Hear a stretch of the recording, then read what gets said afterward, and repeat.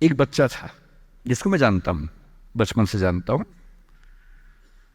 बहुत ही ज़बरदस्त आर्टिस्टिक बच्चा, म्यूज़िक का उस्ताद।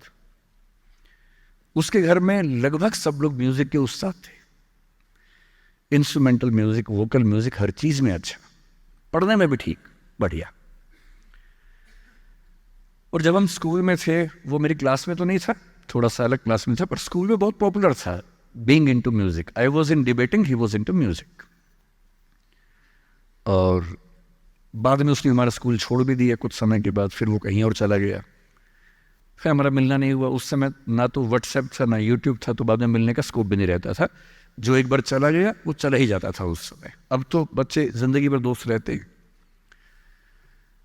फिर जब मैं दिल्ली यूनिवर्सिटी में आ गया, ग्रेजुएशन कर चुका था, उसके बाद अचानक मुझे एक बचपन का दोस्त मिला जिसने मुझे एक इंटरेस्टिंग क्या, डेवास्टेटिंग बात बताई। तो बात चल रही थी कि स्कूल के दोस्त कहाँ कहाँ हैं, क्या कर रहे हैं। तो बातों बातों में उसका जिक्र भी आया। तो मैंने बड़ी उम्मीद से पूछा, मैंने कहा वो तो बॉम्बे चला गया होगा, फिल्म इंडस्ट्री में चला गया होगा। तो मेरे दोस्त ने पूछा कि तुम्हें नहीं पता उसके बारे में? मैंने कहा नहीं। उसने कहा यार वो जेल में है, and he was one of the most creative students of our school. मैंने कहा जेल में क्यों है? बोले सच में नहीं पता। मैंने कहा सच में नहीं पता मुझे।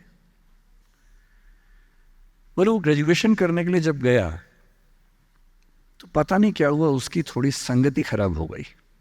बैड कंपनी जिसको हम बोलते हैं, जो इस उम्र में अच्छी लगती है, वही वाली। तो कॉलेज लाइफ में थोड़ी बहुत बैड कंपनी सबकी होती ही है, हल्की फुल्की होती है, एक सामान्य बात है। अच्छा, बच्चा बच्चा ना रहे ये भी तो अच्छी बात नहीं है ना। थोड़ा बचपन तो जीना भी चाहिए, थोड़ा शरारतें करनी भी चाहिए।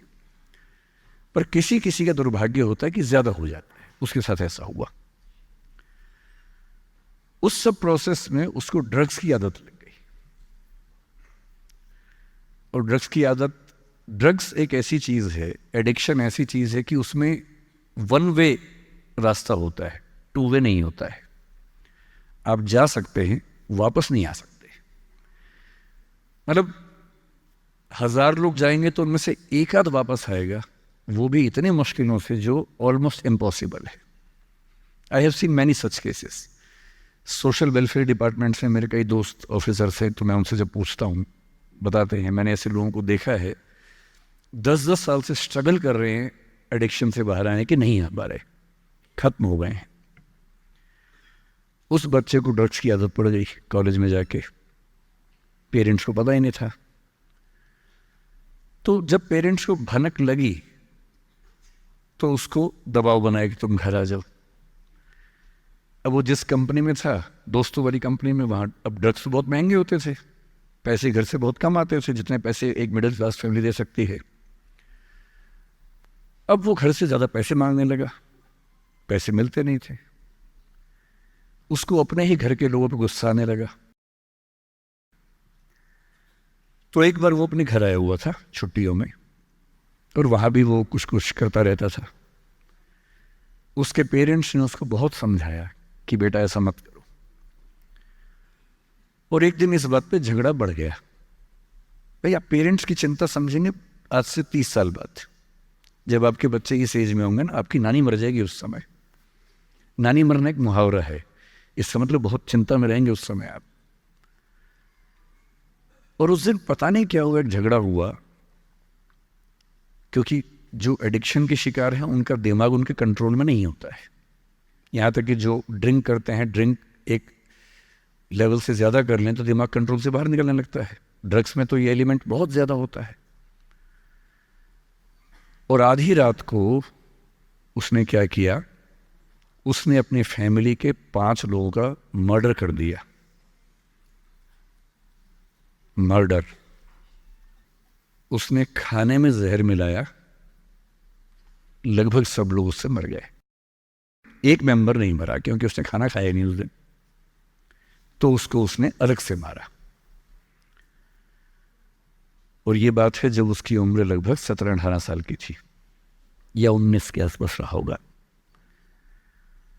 उसके बाद वो जेल गया। मुझे उसके बाद से पता ही नहीं कि क्या हुआ, फांसी हुई या उम्र कैद हुई या क्या हुआ, ना तो मुझे पता है ना मैं इंटरेस्टेड हूँ जानने में। मैं उसका नाम हम सब जानता हूँ, एंड एक दो क्लास स्कूल में ऐसी थी कि वो हम आसपास थे, जानते थे, पहचानते थे एक दूसरे को।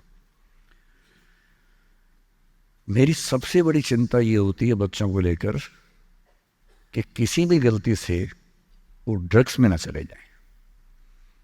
आप सबसे रिक्वेस्ट कर रहा हूँ हाथ जोड़ के, कुछ भी कर लेना, ये मत करना।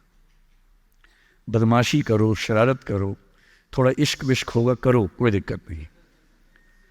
किसी को चीट मत करना, ड्रग्स में मत जाना, क्योंकि इन रास्तों पे जाने के बाद वापसी का रास्ता नहीं है, पूरी जिंदगी खत्म हो जाती है।